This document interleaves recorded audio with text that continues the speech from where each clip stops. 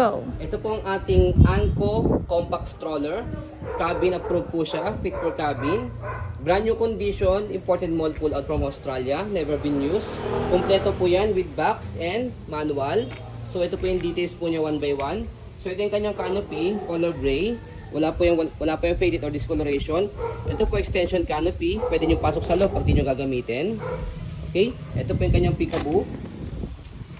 So, meron lang siya ditong konting stain lang. Dumi lang siya siguro upon check shipping. Yan, natatanggal po yan. And then next, yung kanyang higaan or upuan. So, yan, kompleto po sa harness pad. 5 harness, wala po yung putol. Safe na safe si baby. Okay. Next natin yung kanyang front handle. Meron yung button dito, left and right side.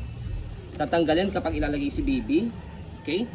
And then, regarding sa kanyang leg rest, so ito po siya, inaangat po yan pagka ihiga si baby. So higaan natin yung kanyang pad. So yan. So good for newborn po siya up to 3 years old. It depends pa rin po sa laki at timbang ni baby kung kakayanin po siya ng 4 to 5 years old. Okay? So meron siya dito sa ilalim, pinipress. Yan. Makakapa nyo po yan ito. I-slide nyo po siyang pag ganyan. Ganun po sa kabila para maupo nyo po siya. I mean mababa. Ayan, pag nakaupo si baby. Okay, ito po yung kanyang footrest o yung tapakan po ng paa. And then, yung kanyang gulong. Yan po yung kanyang gulong. Okay, so yung kanyang body frame, black na black po yung color. Ayan. Sa likod, ayan. So, yung gulong niya. And then, stopper. Tapak lang dito pag stop. I mean, baba pala. Ayan. And then, tapak dito kapag go. Ayan. So, dito po siya ina-adjust pagka gusto nyo po siyang iupo. Press nyo po ito and then hatak. Hanggang sa pinakasagad niya. Ayan. And then yung kanyang basket dito sa likod. Ayan. Ayan. Max po niyan hanggang mga 10 to 12 kg.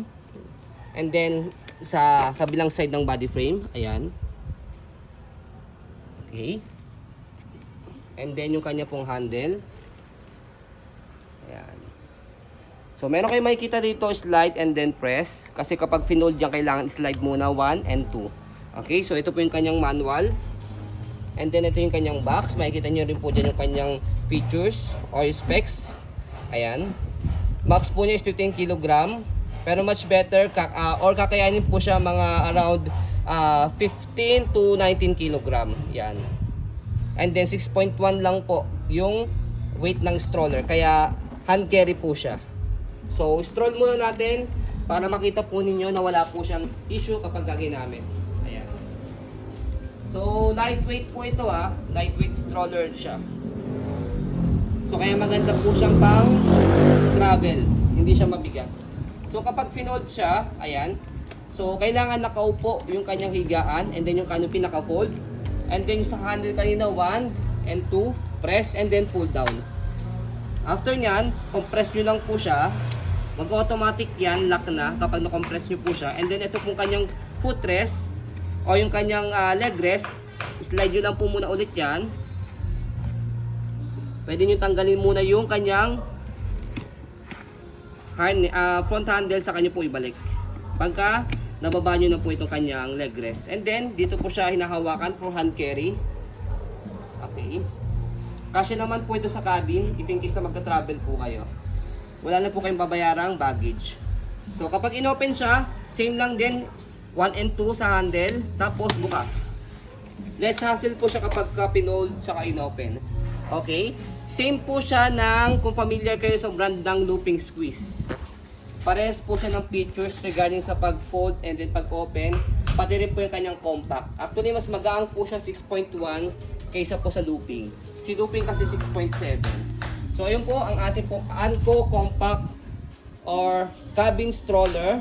Good for newborn up to 3 years old. So, ayun po. As you can see, very details po kami sa aming pong pag-video kasi aming shop policy, no refund or exchange. What you see is what you get. So, ayun po. Maraming salamat. Have a nice day and God bless po.